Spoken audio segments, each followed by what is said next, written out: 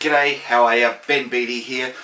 Look, one of the main questions that I get asked, and I guess it's the pressing question for a lot of people when they're looking at buying a solar system, is what size system do I need? Now, there's a lot that goes into designing a system and getting the right system for your needs, so you get the best return on investment. And that's what we do in our professional energy consultations. But what I wanted to do for you today is just show you a couple of the things that we consider and show you a little bit about how a solar system's production matches the consumption in your home. So, look, there's a lot of people out there just whacking up a 6 kilowatt system and hoping for the best. And look, you know, that's fine for some people, but if you really want to get the right system so that you're getting the best return on investment, then there's a few more things that we need to consider. Now, if you've got, first thing we're going to look at is your power bill. So you've got your power bill.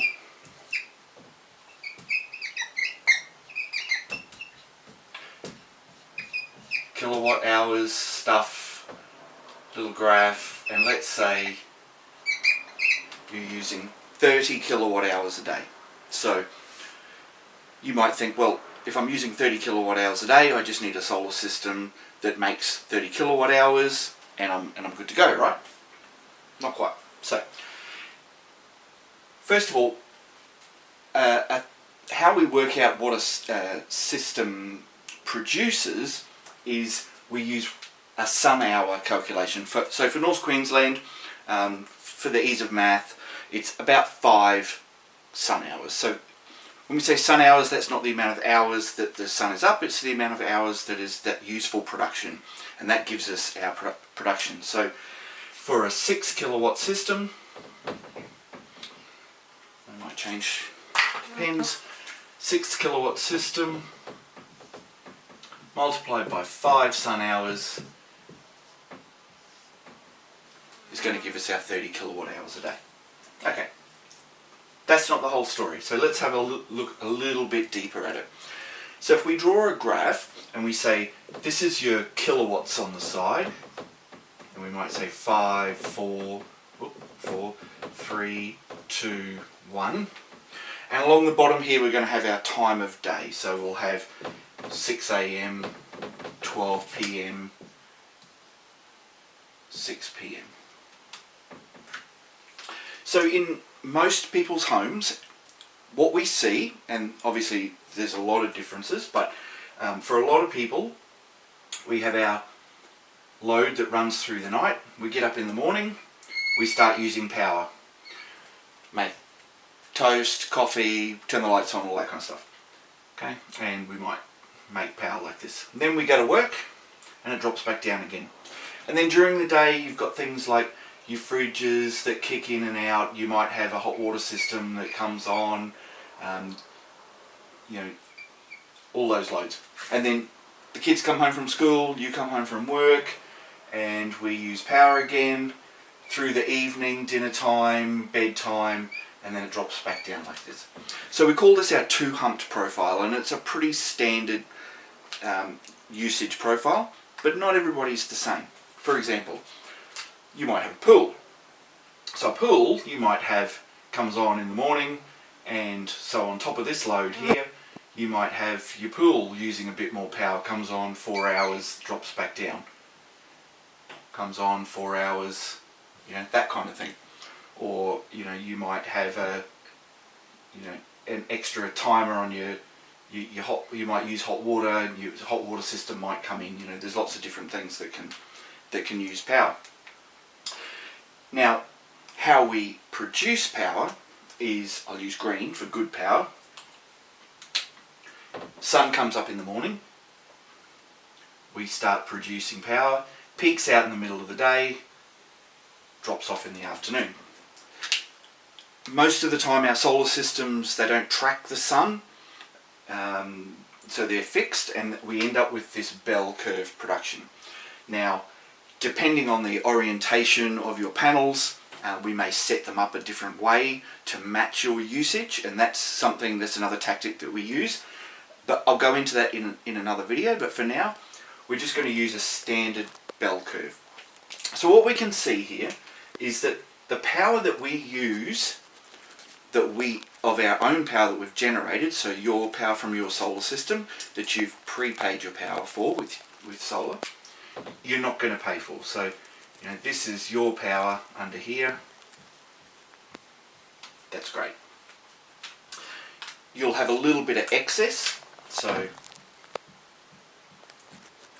a little bit of excess up there, and this is to the grid. Okay. Now that may be eligible for a feed-in tariff, and I'll do another video on feed-in tariffs a little later on. And you're also going to have these shoulder periods. Now these shoulder periods we say nighttime usage, but it's really outside of sun hours. So outside of sun hours usage here, that's the power you're going to pay for. So this power, it's covered by your solar, you're not going to pay for it. This power here, you're going to get some feed-in tariff, and this power here, you're going to purchase from the grid. So power from the grid, roughly 28 cents per kilowatt hour. And then your feed-in tariff up here might be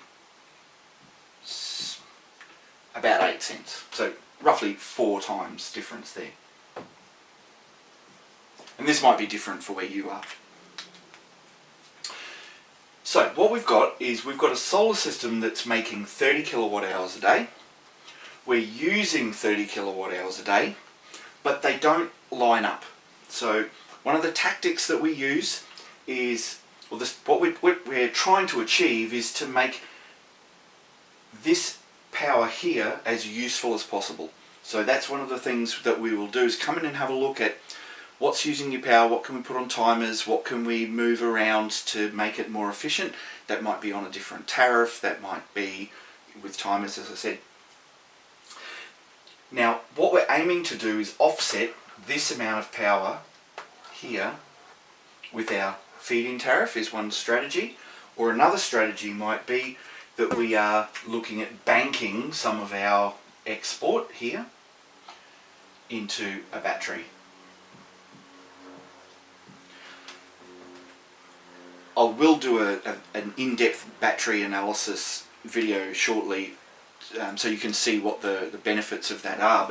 But real quickly, anything that you can put into your battery that you bank here will offset the cost of power here, and that's worth 28 cents per kilowatt hour for you. So there's quite a bit going on here, and everybody's a little bit different. You might have one family member that stays home during the day, that your usage profile will be different. You might be a shift worker, you might sleep with your aircon on during the day. There's lots of, you might run a home office, for example, or be retired. So there's lots of different usage patterns, and so one size doesn't always fit all. So I guess the take-home message from today is a 6 kilowatt system the size system that you need? Maybe. It really depends on how you use your power and how much power you're using. So I hope that gives you a brief overview of what we are trying to achieve when we do our energy consultations.